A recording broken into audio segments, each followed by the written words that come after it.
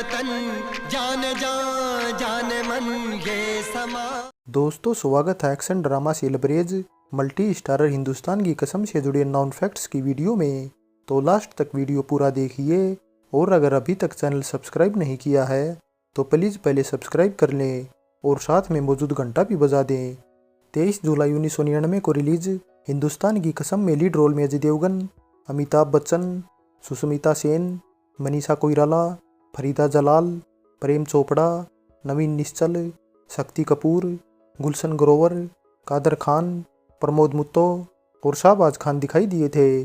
Film के director producer थे Veeru Devgan, story writer थे जनक और हृदय, डायलॉग राइटर थे तनवीर खान और डायलॉग लिखने के साथ तनवीर फिल्म के एक सीन में भी दिखाई दिए थे। ना समझोगे तो मिट जाओगे हिंदुस्तान वालों।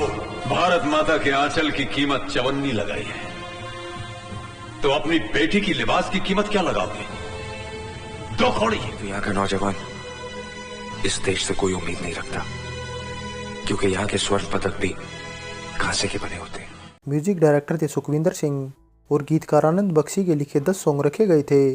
सभी सॉन्ग में अजय प्लेबैक सिंगर आवाज दी थी उदित नारायण, सोनू निगम, अभिजीत भट्टाचार्य, आशा भोसले, अनुराधा पौडवाल, जसपिंदर नरूला, साधना सरगम, अलका याग्निक और खुद सुखविंदर सिंह ने।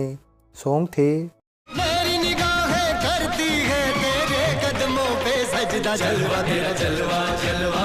लग लग लग मुझे अब हो गया है, लग में जो होता है वो सब हो गया है। के पास मेरा दिल है, आज मेरा दिल मचल रहा है। इश्क बरांडी चढ़ती जानती इश्क बरांडी। सजन मेरे साजना ले जाए दुनिया जरा। मेरा दिल नहीं ये लगता मेरा दिल नहीं ये लगता मेरे दिल में मेरी तस्वीर रे। टूटा मेरा दिल रोई है गंगा। यारा तेरा खुद भर लो। हिंदुस्तान हूँ तो पाकिस्तान है। फिल्म का म्यूजिक हिट था और 2 घंटे 26 मिनट की हिंदुस्तान की कसम को 3.5 आउट ऑफ 10 IMDb रेटिंग मिली हुई है। दोस्तों अब बात बजट और बॉक्स ऑफिस कलेक्शन की करें तो इसका बजट 13 करोड़ रुपए रखा गया था और 335 स्क्रीन्स पर रिलीज होने के बाद इंडियन बॉक्स ऑफिस पर ये 13,96,50,000 रुपये का कलेक्शन कर एवरेज रही थी। ओपनिंग डे पर इसने 1,46,00,000 रुपये और हफ्ते भर में 7,10,00,000 रुपये का कलेक्शन कर लिया था। सबसे ज़्यादा कलेक्शन मुंबई, दिल्ली, यूपी और पंजाब से किया गया था और साथ ही ओवरसीज मार्केट को मिलाकर ओवरऑल वर्ल्ड वाइड कुल 26,64,70,000 रुपये का कलेक्शन करने में सफल रही थी। दोस्तों ये तो बात रही हिंदुस्तान की कसम से जुड़ी कास्ट और परफॉर्मेंस की। अब बात करते हैं इससे जुड़े नॉन फैक्ट्स की। पहले फैक्ट की बात करें तो अजय देवगन के पिता वीरू देवगन की एज ए डायरेक्टर ये डेब्यू और इकलौती फिल्म बनकर रह गई और इस फिल्म को पहले Amitabh Bachchan AB corporation limited banner के अंडर प्रोड्यूस करने वाले थे, लेकिन इसके बाद वीरू देवगन ने इसे डायरेक्ट करने के साथ प्रोड्यूस करने का भी फैसला किया। फिल्म का टाइटल पहले केवल हिंदुस्तान ही रखा गया था, लेकिन कुछ कारणों से बाद में इसे बदलकर हिंदुस्तान की कसम कर दिया गया। वीरू ने फिल्म को अपने पिता को ट्रिब्यूट करने के साथ इसे हिंदुस्तान पाकिस्तान की दोस्ती पर बेस्ड बताकर भी प्रमोट किया था। भारत और पाकिस्तान बनने से पहले का हिंदुस्तान है, ये उसकी कसम है। और भारत और पाकिस्तान की दोस्ती पे फिल्म है। आज तक लोगों ने दुश्मनी की बात की है, हमने दोस्ती की करने की कोशिश की है। अगले फैक्ट की बात करें तो फिल्म में अजय देवगन करियर में पहली बार डबल रोल में दिखाई दिए थे। इसके बाद वे गैर, ये रास्ते हैं प्यार के और एक्शन जैक्सन में डबल रोल में दिखाई दिए थे और अजय देवगन की अमिताभ के साथ ये दूसरी फिल्म थी। इससे पहले दोनों ने मेजर साहब में साथ काम किया था।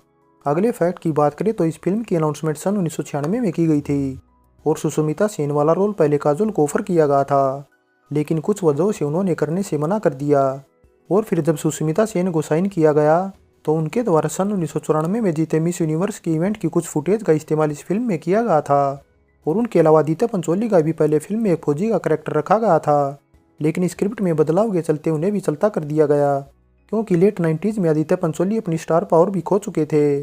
अगले फैक्ट की बात करें तो as a composer Sukhwinder Singh की ये डेब्यू फिल्म थी और ये फिल्म उन्हें इतनी आसानी से भी नहीं मिली क्योंकि वीरू और अजय फिल्म में कुछ अलग तरह का म्यूजिक चाहते थे और वो उन्हें मिल नहीं रहा था, इसलिए वे कई म्यूजिक डायरेक्टर को रिजेक्ट कर चुके थे। लेकिन एक दिन जब सुखविंदर सिंह ने खुद ही उनके पास पहुंचकर अपने म्यूजिक का नमूना पेश किया तो अजय देवगन को पसंद आने से उन्हें तुरंत साइन कर लिया गया। सुखविंदर सिंह की एज ए म्यूजिक कंपोजर ये डेब्यू फिल्म थी। सभी सॉन्ग को तैयार करने में उन्हें 6 से 8 महीनों का टाइम लगा था और जलवा जलवा तो फिल्म का बेस्ट सॉन्ग होने के साथ साल का भी मोस्ट पॉपुलर सॉन्ग में से एक बन गया था और इसी वजह से फिल्म को काफ़ी ज़्यादा पब्लिसिटी भी मिली थी। फिल्म को यहाँ तक पहुँचाने में इस सॉन्ग का भी काफ़ी बड़ा हाथ था क्योंकि फिल्म के ट्रेलरों में भी इसी सॉन्ग को सबसे ज़्यादा हाईलाइट किया गया था। पब्लिक को ये सॉन्ग इतना पसंद आया था कि कुछ लोगों ने इस सॉन्ग की खातिर ही फिल्म की एडवांस बुकिंग करा ली थी। अगले फैक्ट की बात करें तो अमिताभ बच्चन नरेटर के साथ फिल्म में फौजी टुंडे के सपोर्टिंग रोल में थे और कुछ इसी तरह का करैक्टर उन्होंने सालों पहले आई रोटी कपड़ा और मकान में भी प्ले किया था क्योंकि रोटी कपड़ा और मकान में भी वे टुंडे फौजी के रोल में थे। अगले फैक्ट की बात करें तो वीरू देवगन कई सालों से हिंदू मुस्लिम और हिंदुस्तान पाकिस्तान पर फिल्म बनाना चाहते थे और आखिरकार जब वे इसमें कामयाब हो गए तो फिल्म के ट्रेलर और पोस्टरों पर खुद को डायरेक्टर प्रोड्यूसर का क्रेडिट देने की बजाय इसे ड्रीम बाय वीरू देवगन के रूप में एडवर्टाइज कर रहे थे।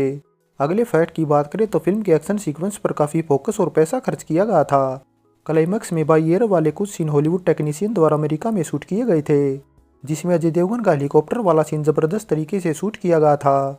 कैमरामैन ने इस सीन को 20-25 किलो का हेलमेट कैमरा पहनकर शूट किया था और स्काई डाइविंग वाले कुछ सीन के लिए तो उन्हें अमेरिका में कई हफ्तों तक ट्रेनिंग लेनी पड़ी थी क्योंकि उस टाइम हिंदुस्तान में ऐसी फैसिलिटी या ट्रेनिंग अवेलेबल नहीं थी और ट्रेनिंग के बाद मोस्टली स्टंट अजय ने खुद ही किए थे और खुद करे भी क्यों ना क्योंकि उनके पिता वीरू देवगन इंडस्ट्री के सबसे बेस्ट स्टंट डायरेक्टर में से एक थे और इतनी मेहनत के बाद पब्लिक को इसके एक्शन तो पसंद आए लेकिन स्पेशल इफेक्ट कुछ खास नहीं लगे।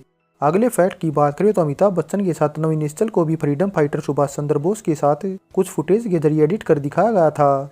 ऐसा इसलिए किया गया क्योंकि वीरू देवगन फिल्म में इतिहास से रिलेटेड कुछ भी छोड़ना नहीं चाहते थे, इसलिए उन्होंने अपने हिसाब से नई पुरानी सभी बातों को जोड़ने की कोशिश की थी। फिल्म में अमिताभ के डायलॉग सबसे ज्यादा दमदार होने से सबसे ज्यादा पसंद भी किए गए थे। इस मुल्क में पेट्रोल की कमी है, खून की कमी नहीं। अगले फैक्ट की बात करें तो प्रेम चोपड़ा ने करियर में पहली बार अमिताभ बच्चन की किसी फिल्म में पॉजिटिव कैरेक्टर प्ले किया था। हालांकि इससे पहले सन 1982 में देश प्रेमी में भी उनका पॉजिटिव कैरेक्टर था, लेकिन इसे कंप्लीट पॉजिटिव कैरेक्टर नहीं माना गया था और साथ ही कॉमेडियन करुष्णा की वाइफ कश्मीरा शाह भी फिल्म में कमी रोल में दिखाई दी थी और देवगन फैमिली के करीबी रहे सलीम खान डिंग डोंग भी नजर आए थे। अगले फैक्ट की बात करें तो एज स्टोरी राइटर हृदय दुबे की सन 1997 में आई बाई बाई के बाद दूसरी फिल्म थी और दोनों में एक बात जो कॉमन थी वो ये कि ये दोनों ही फिल्में हिंदू मुस्लिम बैकग्राउंड पर बेस्ड थी। हिंदुस्तान की कसम की स्टोरी रियल में जनक ने लिखी थी जिस पर सन 1979 में राजेश खन्ना के साथ वापसी टाइटल से फिल्म बनने वाली थी, लेकिन फाइनेंशियल प्रॉब्लम के चलते कैंसिल हो गई थी और फिर 90 के दशक में एक बार फिर से इसे सनी देओल और ऐश्वर्या राय के साथ बनाने का प्लान बनाया गया, लेकिन फिर से इसे ठंडे बस्ते में डाल दिया गया और फिर स्क्रिप्ट अच्छी लगने के बाद वीरू देवगन ने इसे खरीद लिया और हृदय दुबे ने इसमें कुछ बदलाव कर दोबारा से तैयार किया। अगले फैक्ट की बात करें तो फिल्म को कनाडा में भी थिएट्रिकली रिलीज किया गया था और फिल्म में पाकिस्तानी प्रधानमंत्री का कैरेक्टर प्ले करने वाले प्रमोद मुत्तो का लुक उस टाइम पाकिस्तान के प्रधानमंत्री रहे नवाज शरीफ के लुक से हुबहू मिलता जुलता होने के कारण इसके मेकअप आर्टिस्ट की भी काफ़ी तारीफ की गई थी।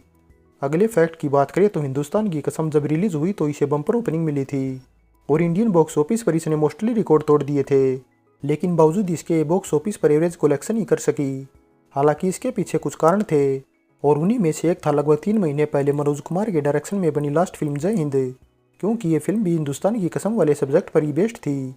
अगले फैक्ट की बात करें तो हिंदुस्तान की कसम टाइटल से सन 1973 में भी एक फिल्म रिलीज हुई थी जिसमें राजकुमार ने लीड रोल प्ले किया था।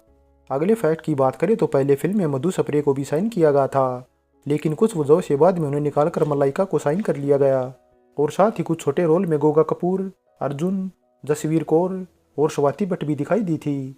अगले फैक्ट की बात करें तो फिल्म में अजय देवगन डबल रोल में थे, इस वजह से उनके अपोजिट मनीषा कोइराला और सुष्मिता सेन जैसी 2 हीरोइनों को कास्ट किया गया था और सुष्मिता सेन के साथ तो ये उनकी पहली फिल्म भी थी और वहीं दूसरी तरफ मनीषा कोइराला के साथ इससे पहले धनवान और इसी साल आई कच्चे धागे में साथ काम किया था। अगले फैक्ट की बात करें तो गुलशन ग्रोवर फिल्म में नेगेटिव रोल में as a main villain cast किए गए थे।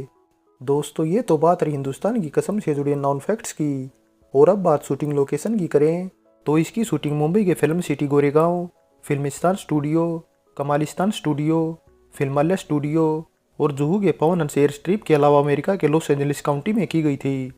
शूटिंग लोकेशन के बाद अब बात साल की कुछ टॉप फिल्मों की करें तो साल 1999 में कुल 168 हिंदी फिल्में रिलीज हुई थी, जिसमें हम साथ साथ है टॉप पर थी। नंबर 2 पर थी बीवी नंबर 1, 3 पर हम दिल दे चुके सनम, 4 पर ताल और 5 पर सरफरोश थी। और जबकि हिंदुस्तान की कसम 11वें नंबर पर थी। दोस्तों अब बात 45वें फिल्म फेयर में हिंदुस्तान की कसम द्वारा जीते अवार्ड और नॉमिनेशन की करें तो फिल्म फेयर में बेशक ये कोई अवार्ड नहीं जीत सकी, लेकिन इंटरनेशनल इंडियन फिल्म अकेडमी में बेस्ट स्पेशल इफेक्ट्स का विजुअल अवार्ड जीतने में जरूर सफल रही थी। फाइनली दोस्तों फिल्म में बेशक अजय देवगन के एक्शन जबरदस्त थे, लेकिन डायलॉग में अमिताभ सब पर भारी थे और मोस्टली कलाकारों की परफॉर्मेंस भी अच्छी ही थी। लेकिन दोस्तों हम लास्ट में यही कहना चाहेंगे कि थिएटर में जाने वाली ऑडियंस ही फिल्म को तराजू में तोलकर हिट या फ्लॉप होने का फैसला करती है। और एक बात और, देखने के बाद शायद ही किसी को ये स्लो फील हुई हो, क्योंकि वीरू देवगन द्वारा हर सीन को फास्ट रखने की कोशिश की गई थी। और दोस्तों अगर आपको हमारे द्वारा दी गई जानकारी पसंद आई है तो हमें कमेंट कर अपनी राय जरूर दें। और आगे भी इसी तरह अपने मनपसंद वीडियो देखना चाहते हैं तो पहले चैनल सब्सक्राइब कर लें और हमारे नोटिफिकेशन पाने के लिए बेल आइकन का बटन भी दबा दें।